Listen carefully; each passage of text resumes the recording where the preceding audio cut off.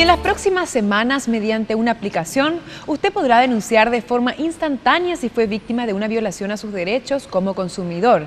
La Secretaría de Defensa del Consumidor, SEDECO, lanzará esta novedosa aplicación.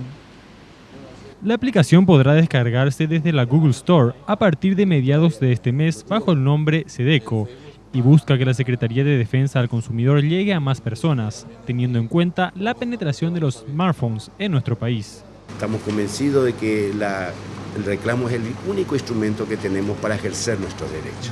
Entonces, facilitarle a ellos el acceso a esta secretaría va a ser muy importante para nosotros.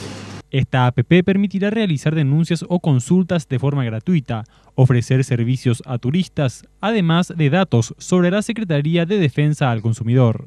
Eso va a ser procesado inmediatamente aquí en la Dirección de Procedimiento, que es la parte que atiende los reclamos, y iniciamos el proceso hasta su finalización. Bordón mencionó que mucha gente ni siquiera sabe que sus derechos como consumidor están siendo atropellados. Las revistas de electrodomésticos que ofrecen productos en cuotas, pero no especifican la cantidad de pagos, o las empresas que ofrecen préstamos y no informan sobre la tasa de interés, son solo algunos ejemplos que pasan inadvertidos por gran parte de la ciudadanía.